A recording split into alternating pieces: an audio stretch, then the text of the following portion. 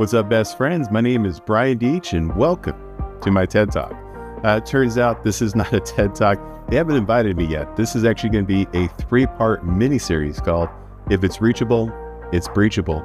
And we'll be looking at this through the lens of like the bad guy, the bad girl, the adversary that's trying to come in here and take advantage of your network. We'll be talking about how they find you, how they classify you, and how they exploit you, but how they leverage AI to help accelerate this. And yeah, you guessed it, we're also going to be talking about how Zscaler can help prevent all this from happening. So follow along with me. I think you'll have a good time. Just about every breach kind of starts off the exact same way, which is you have some type of asset that's connected to the internet that you forgot about.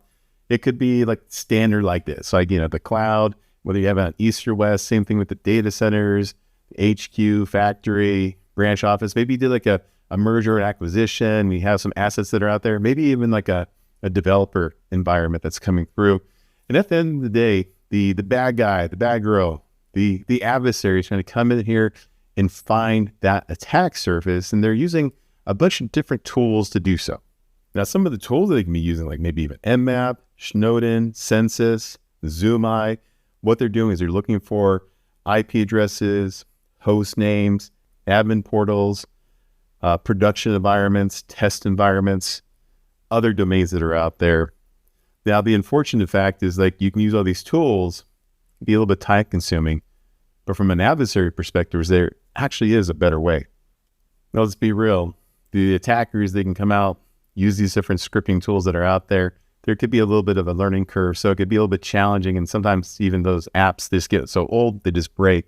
And so AI is helping, unfortunately, the adversary kind of do their evil deeds as well. So when it comes time to finding your attack surface, the attacker can just go out there and be like, hey, I'm interested in Acme, and I want to kind of know everything about it. And then in a series of prompts, get a good idea of like where all of your locations are, your ASNs, things like that, and be able to map out your network externally, that external attack surface. And what they're going to get at the end of the day is your IP addresses. And again, if it's reachable, it's breachable. That's inbound traffic that's sitting there. And then last but not least, to be able to maybe find out some of the domains that you're using, not just your production domains, but even like your test dev environments as well.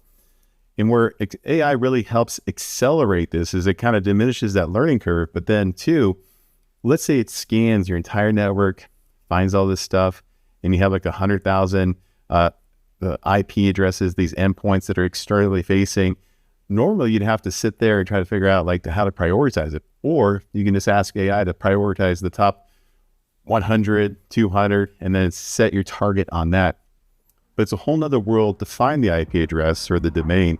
It's a whole nother world to come back through there and figure out what is the service that's running behind that IP address, which is in our next video.